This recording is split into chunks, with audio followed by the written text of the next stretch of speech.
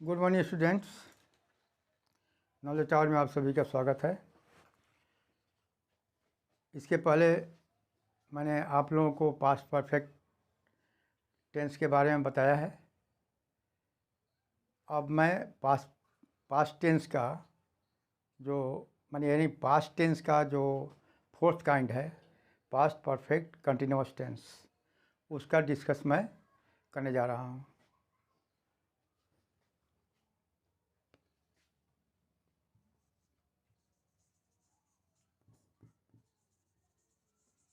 Past tense का fourth kind है past perfect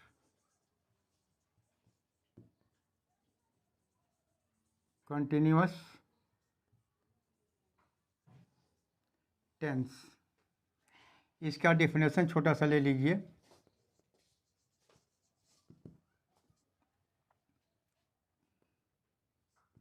the past perfect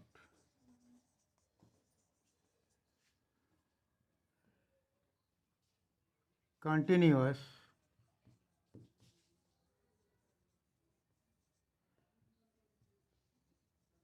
tense describes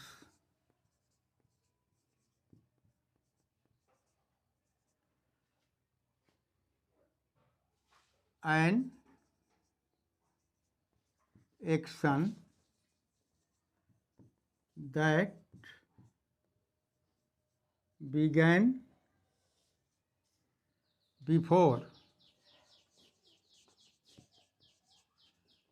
a certain moment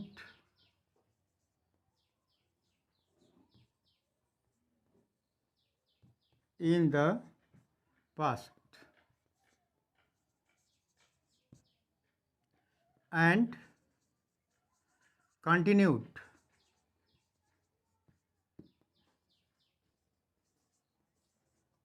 up to that time।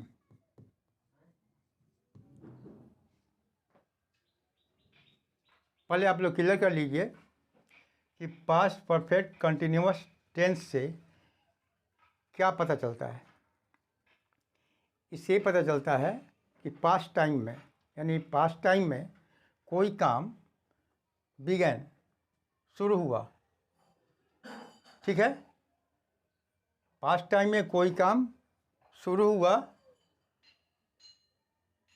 Before a certain moment, एक निश्चित क्षण या निश्चित समय के पहले, and continued up to that time, और वह उस समय तक जारी रहा, यानी चलता रहा, ठीक है। पास्ट परफेक्ट कंटिन्यूअस नाम से ही लगता है कि पास्ट परफेक्ट कंटिन्यूअस यानी क्या? कंटिन्यूअस का मतलब होता है वो यदि कोई काम जारी रहता है, चलता रहता है, तो उसे बोलते हैं कंटिन्यूअस। समाप्त नहीं होता है, ख़त्म भी नहीं होता है। तो इसका मतलब है पास्ट परफेक्ट, यानी पास्ट टाइम में या पास्ट टाइम में कोई काम शुरू हुआ कुछ क्षण बिफोर यानी पहले, और वह उस समय तक चलता रहा। तो ऐसे पोजीशन को, ऐसे सिचुएशन को हम पास्ट परफेक्ट कंटिन्यूअस टेंस के नाम से जानते हैं। एग्जाम्पल देखिए क्या होता है। पहले इसका स्ट्रक्चर देखिए।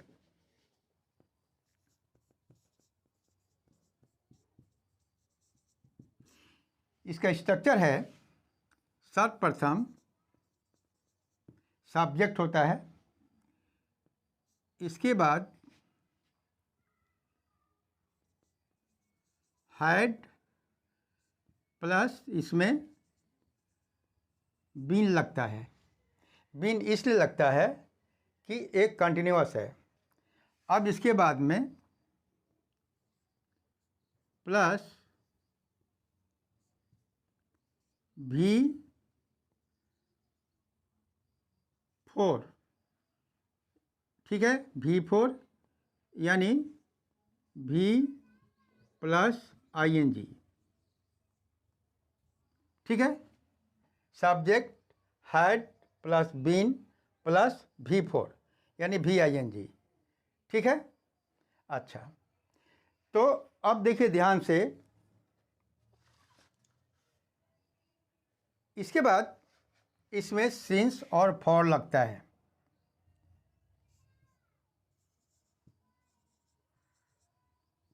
सिंस या फॉर लगता है। इसके बाद आपको ऑब्जेक्ट आता है। इसके बाद आपको यदि एक्स्ट्रा कुछ हो तो लगता है, ठीक है। कोई भी सब्जेक्ट होगा, सब्जेक्ट की जगह पर कोई भी सब्जेक्ट होगा, चाहे वो फर्स्ट पर्सन हो, सेकंड पर्सन हो, थर्ड पर्सन सिंगुलर नंबर का हो, ठीक है। यानी कोई भी सब्जेक्ट होगा, लेकिन सबके साथ में इस टेंस में हैड बीन रहेगा ही, ठीक है। और हैड बीन के साथ में V4 यानी V प्लस ING रहेगा ही, ठीक है।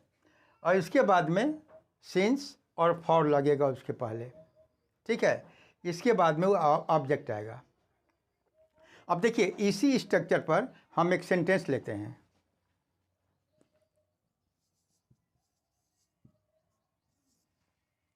सब्जेक्ट की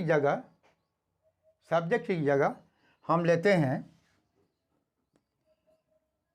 ही, ठीक है।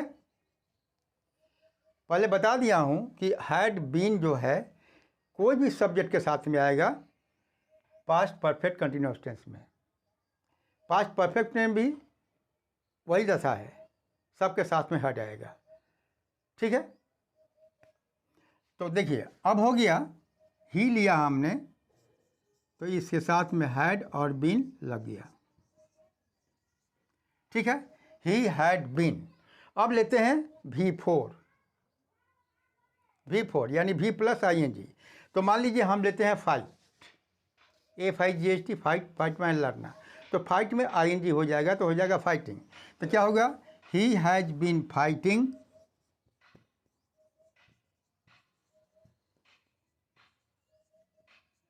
अब इसके बाद में यदि हमको सिंस देना होगा तो हमको पॉइंट ऑफ टाइम देना होगा, और यदि हमको फॉर देना होगा तो पीरियड ऑफ टाइम देना होगा। मैं आप लोग बता दिया हूँ पहले कि सिंस कहाँ लगता है और फॉर कहाँ लगता है, ठीक है। तो देखिए हम लेते हैं यहाँ पर, यदि यहाँ पर हम लेते हैं 10 वर्षों से या 5 वर्षों से या 2 वर्षों से, तो हमको यहाँ पर फॉर लेना पड़ेगा, पीरियड ऑफ टाइम। और यदि 1960 से 1965 से यदि इस प्रकार का पॉइंट ऑफ टाइम देना होगा तो हमको सिंस लेना होगा। हम लेते हैं यहाँ पर फॉर। यदि फॉर लेते हैं तो हमको लगता है, यदि फॉर लेते हैं इसका मतलब है हमको जिस टाइम का कुछ नंबर होता है, नंबर उसको लिया जाएगा। 4 माने 4 मंथ्स, 4 डेज, 4 ईयर्स etc। तो हमने लिया यहाँ पर he had been fighting for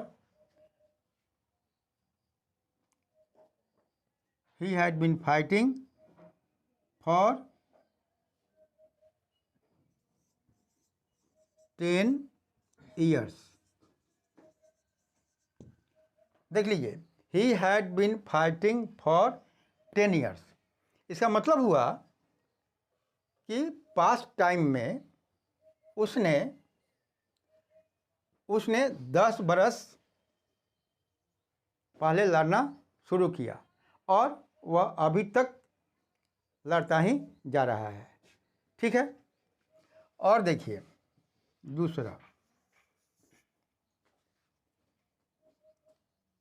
I लेते हैं, आई हैड बीन, राइटिंग लेते हैं, राइटिंग ए लेटर लेते हैं। जैसा कि I had been writing a letter, ठीक है। अब हम लेते हैं सिंस। सिंस लेते हैं तो जैसे 2 o'clock या 3 o'clock, तो हम यहाँ पर लेंगे सिंस। तो I had been writing a letter since 2 days, 2 days नहीं, 2 o'clock, ठीक है। I had been writing a letter since 2 o'clock, ठीक है।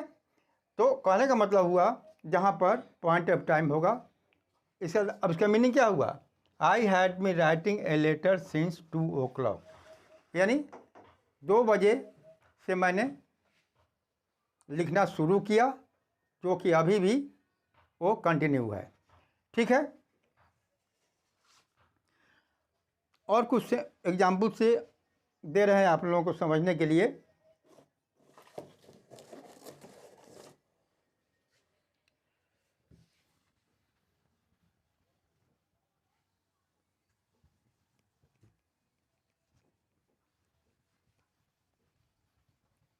अनेकों एग्जाम्पल हो जाएंगे।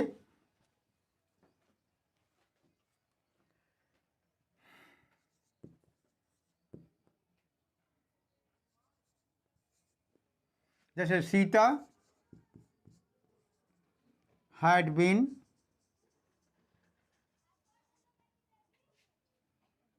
Cooking for 2 days,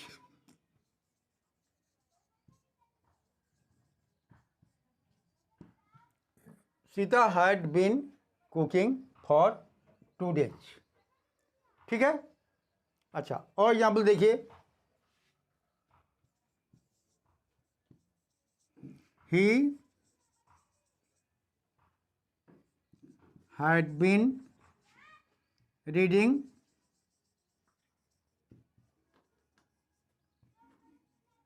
in this school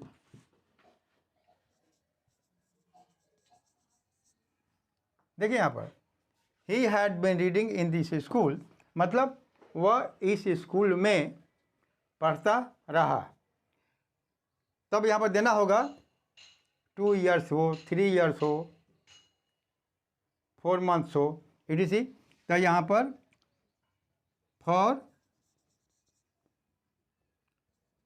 5 years,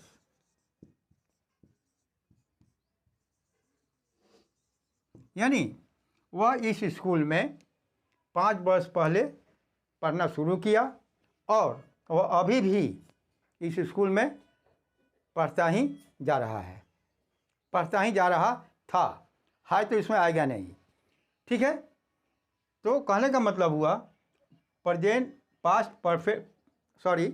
past perfect continuous tense से पता चलता है कि पास्ट टाइम में कोई काम शुरू हुआ